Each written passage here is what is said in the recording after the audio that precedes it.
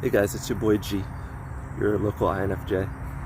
I want to catch you guys before the sun went down here. So the sun is my timer, and this will be a short video.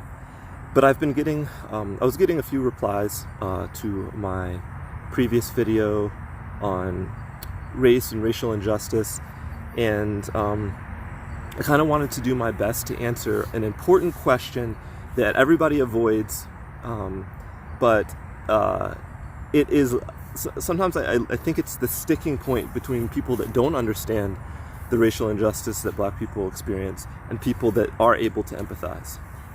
And that is the question of, is it all in your head? So stick with me here, because I'm pretty sure that if you're a woman and you're watching this, you're probably familiar with the term gaslighting. You're probably familiar with the concept that people make you think that something's all in your head, and they make you feel crazy for voicing or expressing dissatisfaction with an experience that you have regularly. And they say, no, you're just perceiving it incorrectly. Nothing's really happening. There's nothing to see here, move on.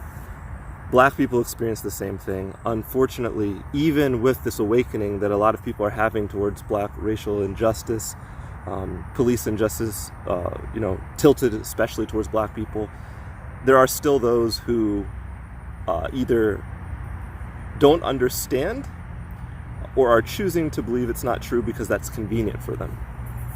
And that's okay. So that's what this video, that's what I want to address.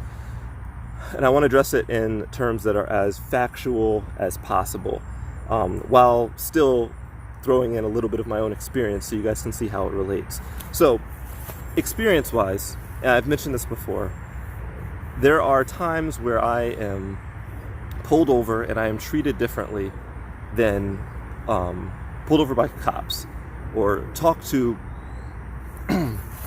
by police officers and treated in ways that are exceptionally unfair. Now, this happens to everyone on occasion. The thing is, this happens to Black people more. We know this anecdotally because we see videos of this all the time, right? But if you're a Black person, you know this because it happens to you all the time.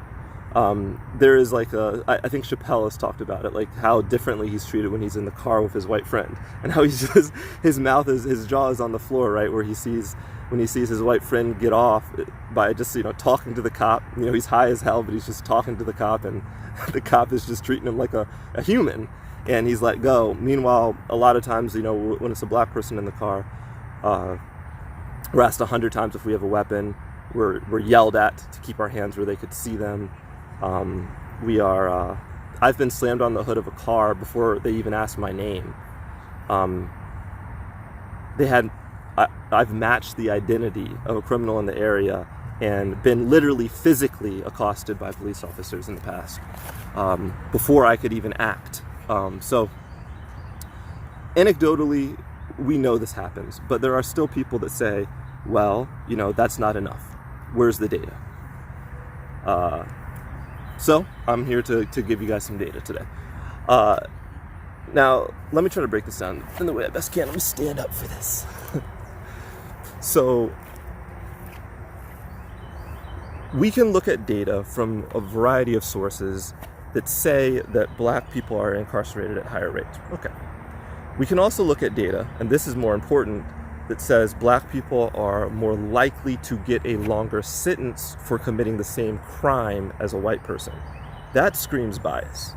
Okay, when we both rob a store, or when we both are caught with drugs on us, and I'm going to prison for longer than you, and you see this trend with Black people going to prison for longer than white people, getting punished harsher than white people, then there's something to look at there. Then we say, okay, so there is some racial bias in the system. Now, this overlooks microaggressions, which impact us every day. The way that we're talked to as inferior, the way that we're questioned, the way that we're dehumanized. It overlooks these things, but that's okay for now. For now, we're just going to talk about the big things, the things that I can show you with data. So it gets deeper. It goes even deeper than Black people being punished more harshly than white people. And this is important part of criminal injustice that's often overlooked. When we look at data that compares one group to another, the only data we have is data that is recorded by authorities, like police officers. So the only data we have to compare is data given to us by the people who we are trying to hold accountable. Okay, that's the first problem. Now, in that data, we already see ingrained injustice, right? Ingrained unfairness towards black people, such as what we just discussed, which is, black people being given harsher sentences, longer sentences. You can look up the data on black people being actually detained more often than white people. You can look up the data on the amount of times that a stop results in violence from the police officer. You can just a number of indications, okay? But the reason that doesn't explain the whole situation is we are still only going by the people that the cops pull over. Now, we know that cops are more likely to pull over or investigate people of color. But in order to prove, so we can't be gaslighted, that there's something unfair going on, we need to show that these stops, that these investigations are being conducted in a way that is racially biased. The way we do that is with something called a hit rate. Now, a hit rate is something that happens when a cop pulls someone over and says they have drugs in the car, and it's the rate at which they actually had drugs. So if I pull someone over for a drug stop and they have drugs, my hit rate is high. If I pull someone over and they don't have drugs, but I said they did, my hit rate is low. So if there really is racial injustice and racial discrimination going on in law enforcement, then black people would be pulled over, and they would be pulled over for false reasons, right? So it would show up in the hit rate. Guess what? It does. Nationally, the hit rate for white people is far higher than it is for black people. Meaning that if a black person is pulled over for drugs, he is far less likely to actually have drugs. Meaning, why did you pull him over in the first place? So the reason this is significant is it means that even the data we have, even the data that shows that black people aren't treated fairly, that data is not showing the whole extent of the problem. That means there's even more racial discrimination going on behind the scenes than the data shows. And that is because the data is being recorded unfairly. If I am more likely to pull a black person over, to detain a black person, to arrest a black person, and I'm doing it in a way that's racially unfair, which the hit rate and the data shows that police are doing it in a way that's unfair, then of course I'm going to find more black people that have drugs in their car. If I'm pulling over 100 black people and only 2 white people, of course I'm going to find more black people that have drugs. The problem is that I'm not being fair in who I choose to pull over.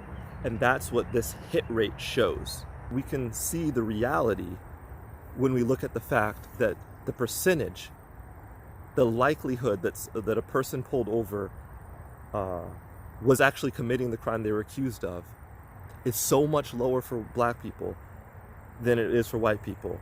We can see that profiling is going on and that there's something unfair that's happening. So I'm going to post a link in the description that kind of, it's a website that I love. And by the way, if you guys don't go visit this website for news, go. Because if you want like analytical news that doesn't have like this crazy spin and is actually, seeks truth, then I recommend 538.com. It's my favorite news analytic website. So I'll put the link in the description, and they actually have an article that talks about how the data on black racial injustice under the law is actually underreporting the amount of injustice that black people actually have to endure. And so, yeah, I'll post that. So I'll post that in the caption. And I hope this little explainer helps you to understand that when a black person says, I'm guilty until proven innocent, they're always scared of me. They're always dehumanizing me. I have to be worried to make sure, I have to fear for my life when I get pulled over by a cop, more than my white friends, more than more of the privileged communities. Hopefully this concept of hit rate helps you understand that. It helps you understand that that person, it's not just in their head, right? It's backed up by data. So my hope is that after watching this, maybe you have a little bit of a more thorough understanding of what black people mean when they're complaining about how they're treated unfairly by cops, or when they're marching and chanting Black Lives Matter. They're trying to tell you that they've been dehumanized. They're trying to tell you that they've been treated by authority figures for the longest time in a way that shows that their life didn't matter as much as the man next to theirs. Their black life didn't matter as much as their white friends. And the hit rate, this concept that when people are pulled over, black people are falsely pulled over far more often, demonstrates that very concept. In order for black lives to matter, we have to start treating them equally. They need to be just as innocent as the white guy next to them.